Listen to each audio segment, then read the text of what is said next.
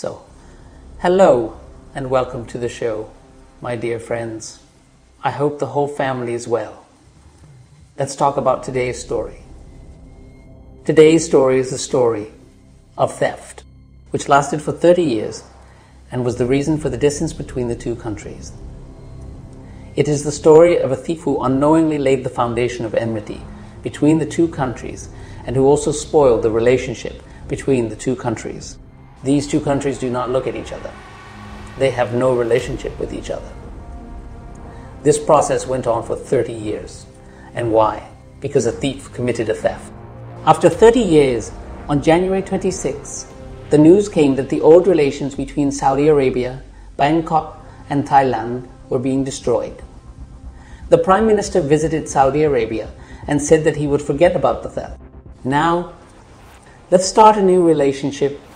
So maybe this is another example of a thief who has destroyed the relations between two countries for 30 years. After 30 years, these relationships are back on track. And coincidentally, these relationships have come back on track again within 2 days. So today's story is a story of a thief, a story of a thief, a story of a robbery, which has many secrets and murders. 6 bodies were found in it, and we still don't know who the killer is. The police were sentenced to life imprisonment. The thief became a beggar for the show, and the relations between the two countries were bad for 30 years. Even Saudi Arabia had a time when the people of Thailand worked in their own country. High citizens worked for different companies in Saudi Arabia. In anger, Saudi Arabia cancelled all their work permits, visas, and with difficulty. Only 10,000 people remained. This also affected the Thai economy a lot. People used to send money to their homes in foreign currency. Unemployment also came. Even the staff in the embassy was reduced. So the relations between them were almost over. So think about how this theft would have happened. This theft in history. The blue diamond heist is famous. A 50-carat blue diamond, its value is in crores. The size of the egg is the size of a blue diamond. And the story is, where is the blue diamond at this time? I will tell you this in the end. The story begins with the capital of Saudi Arabia, Riyadh. Prince Faisal Bin Fahad, the son of the king, lived in his palace in Riyadh. All the princes and princesses there had their own palaces. You know Saudi Arabia has a lot of oil money. So, this is the story of Prince Faisal. He lived in his palace, and like every prince and king, he had a lot of treasures. There were many diamonds and jewels, and they all lived in their palace. There was a servant in that palace. The name of that servant was Kriangkrai Tejamoke. So in short, we will read it as Kriangkrai. Kriangkrai was a citizen of Thailand.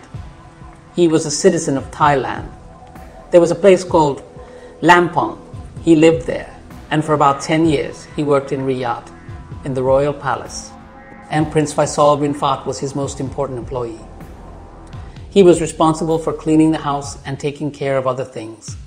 In 1989, it was the month of October, November, and Prince Faisal Bin Fahad was going out of Saudi Arabia to celebrate holidays with his family.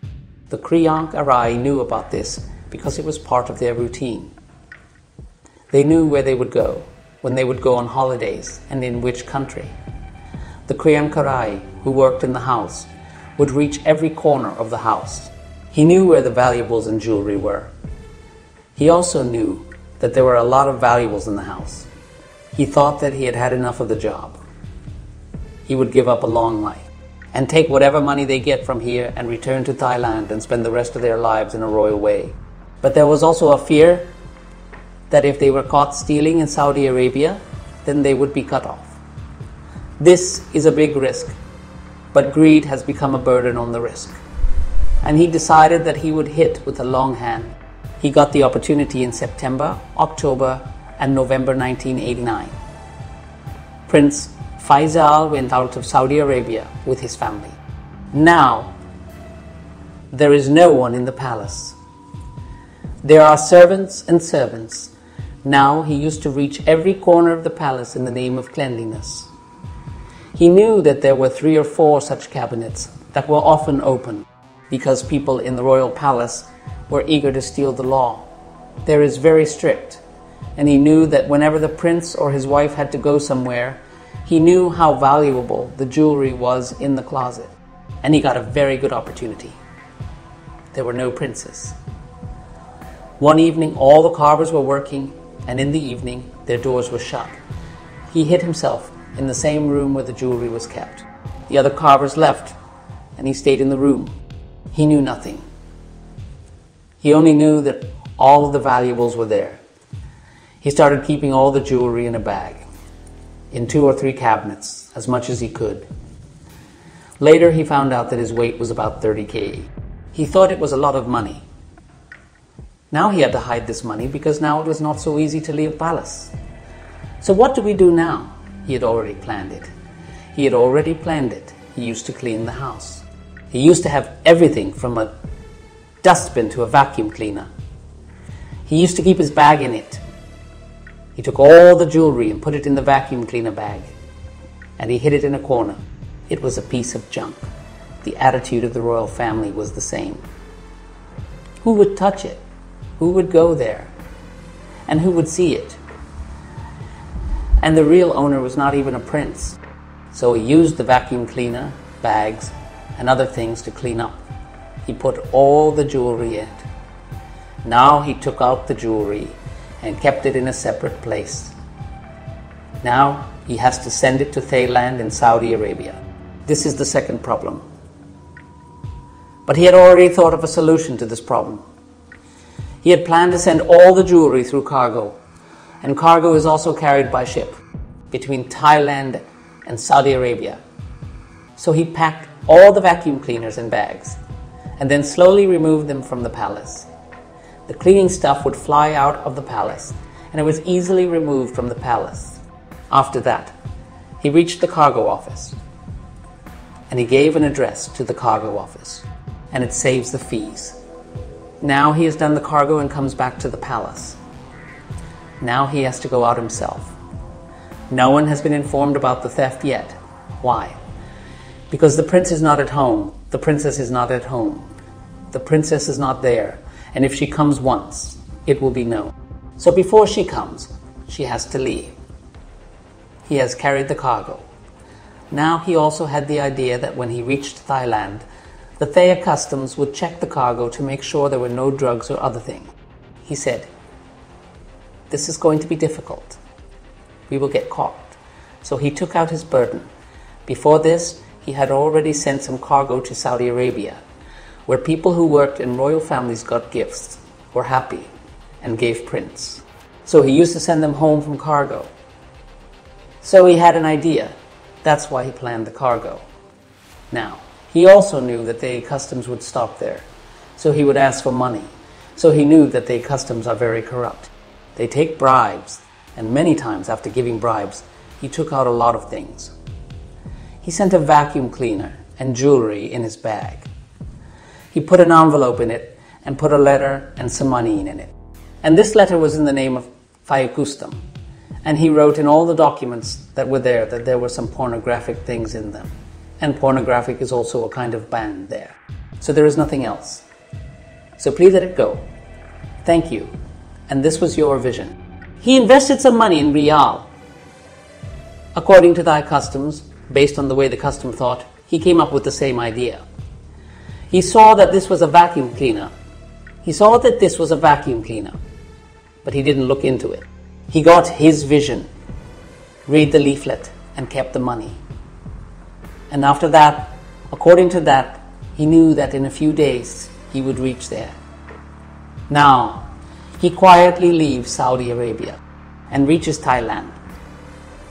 He made a cargo here. He knew the delivery date of the cargo, and one day before that he reached Thailand. After going to Thailand, he receives all the goods from the cargo.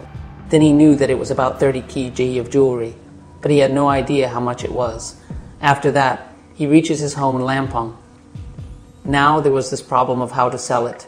He caught some small pieces of jewelry and took them with him. These are very expensive things. He didn't come with a few, so he sold some and kept the rest. In the meantime, Prince Fahd returns to Riyadh. When he sees the gold jewelry and the diamond watches, necklace, bracelet, and earrings are missing. And that was a blue diamond. The total value of all these was $20 million. Now, $1 million is 20 lakhs. If I add 20 lakh to the Indian currency, the amount increases, which means 10 million and 1 crore. So with $2 crore, now it is easy. Now I will convert $2 crore to 75 rupees, so you can guess how much it is. So it was worth $2 crore at that time, and the most expensive was this blue diamond. Now when we came to know from where it was stolen and who had the courage, suddenly it was not difficult to know without informing anyone. Now the jewelry and the safe could have been in his possession, so it was very easy to find out that he had stolen it. Immediately, through Saudi diplomats, the government of Thailand and the police were contacted through the royal palace, and it was said that the royal palace was stolen, and one of our servants, who is a servant, is from your place, and he ran away. As soon as the Thai government and their police came to know that this matter was big, because Saudi Arabia had very good relations with them, the police are alerted immediately. Address by address, the police team arrives at Lampong, in the house of Kriangkrai. Coincidentally, she was at home when the police caught her. They get a lot of jewelry from home. She told her about some jewelry that she had sent. Then she went to the jeweler. She is also rescued from him. The matter was resolved. Now after this, Thailand's team, the court sentences the criminals to 7 years in prison. The punishment is that the Thai government sends the goods to Thailand through its own people and says that these are the goods of the prince. Now the prince checks all the good. The first thing they were looking for was not there. It was the blue diamond. It was missing. When they saw the other things, they were shocked that 80 of the jewelry that the government had sent back was fake. Now it's very strange what happened. Thailand complained again. Now the government of Thailand has said that this can't happen, but we will investigate. Meanwhile, all this news had already been published in the Thai newspapers, that there is a theft in a royal palace. So the media there published news and pictures. In some newspapers, some of Thailand's senior police officers from Bangkok and government officers from Kurnaha. There was a party going on, and in that party, their wives, their female members, and their pictures were printed. And in the necks of all of them, there was a magnificent necklace, bracelet, or bangle in someone's hand. And it was found that everything that was stolen was the same as what they were wearing. Now, it was very interesting. And then it came to the point that in Bangkok, Thailand, there is also a royal rule. There is a royal family. So some royal families also wore all these things. Now, it is very insulting that Saudi Arabia was robbed and fake goods were sent. The real ones were worn by the police, and Saudi Arabia was very angry. Prince Faisal Fahad was very angry. So he said that this should be investigated. From here, the relations started to deteriorate. He said that you are not doing anything. You caught the thief, but you sent the fake goods. You are not giving us the blue diamond. And he says that the blue diamond was kept by the royal family of Bangkok in greed. Saudi Arabia was angry, and relations started to deteriorate. Saudi Arabia called its diplomats to reduce the number of people. They also asked the diplomats to leave. They said they had to do what was needed. At that time, there were 2 lakh Thai citizens working in Saudi Arabia. They asked for a visa to be cancelled. They sent back 190,000 of them. Only 10,000 remained. This affected the economy of Thailand. Gradually, the relations between the 2 countries were so bad that they lost their political relations. No business, no talks, no anything. Prince Faisal was responsible for this. He said that we should not have any relationship with a country that cheats, and betrays. So this was the process. Now here, the real wealth is not being found. The blue diamond is not known. What to do? So in Bangkok, the Saudi embassy's diplomat was asked to do an inquiry. The inquiry began there. During the inquiry, 2 diplomats who worked in the visa section in Bangkok, Saudi Arabia, went out for their inquiry one day in a car. When they were going into the car, suddenly, they stopped their car on the road to Bangkok, and some attackers come and take out their guns and shoot both of them. This was the first of the 2 murders. After this, at the place where they were going to meet, these 2 were Saudi Arabia's diplomats. They were royal, the gunmen then reached there, and the place where they were going to meet. They were also working on this case. They shoot him. So in one day, these 3 murders took place. Now all the questions arose about these 3 murders. It was found that these 3 murders are connected to the murder of the same blue diamond, whose investigation they were conducting. When these 3 murders took place, they reached Saudi Arabia. Then Saudi Arabia took it very seriously and said that this matter should be investigated. And this was in February 1990, when the visa section official was killed, and then the one they were going to meet was killed. So when these 3 murders took place, Saudi Arabia was even more upset about them. After this, Saudi Arabia sent a close friend of a royal family and a very big businessman from Saudi Arabia, Muhammad al-Ruwali. So Muhammad al-Ruwali was sent to investigate this matter and find out where the jewelry came from the theft of the blue diamond, and from the police officers, government officials, and their wives. So Muhammad al-Ruwali is sent to Bangkok to investigate the case. Muhammad al-Ruwali reaches Bangkok. He investigates for 3 days. After that, on the 4th day, Muhammad al-Ruwali suddenly disappears. The missing person is not being contacted. The embassy is also worried. Then Saudi Arabia goes to help. They are asked to help in finding them. But no one knows about Muhammad al-Ruwali. Today, it's been 30 years since the year 2022. We didn't know about Muhammad al-Ruwali, nor did we find his body, but we agreed that he was killed, and this is the lobby that killed him. He was involved in the theft of a blue diamond. Then Muhammad al-Ruwali disappeared. It was believed that he died. So it was the 4th murder. Then Saudi Arabia got even more angry because he was very close to the royal family, along with a businessman. Then Thailand felt that the matter had been messed up. They said that they would form a committee and investigate. So they investigated. The main IO officer was told to find out. He was in jail at this time. He was interrogated. He was asked about the jewelers who had purchased the jewelry. He was told that there was a big jewelry store in Bangkok that had purchased some jewelry and could have had a blue diamond. This was the government's report. The police officers there told us to go and find out who the person was and to get the stuff from him. But in 1994, in July, the person who was found dead in a Mercedes car was found dead on a Mercedes car was found dead on a road in Bangkok. So, before the police could reach the blue diamond, the jewelry was found in the body of the wife and son of the jewelry. This was the 6th murder and the 6th mysterious death. It was connected to this robbery. When they were found dead, the police gave their report and said that they were hit by a truck and killed in an accident. But then there was a post-mortem and a forensic report. They were not found dead. They were taken to the car after the murder. So, regarding this entire report and investigation, the police chief in charge, who was investigating the theft of the blue diamond, Mr. Chalor Cathadas, raised his finger at him and arrested him. After arresting him, it was said that he was involved in this conspiracy and in this murder. Now the question is, why was he murdered?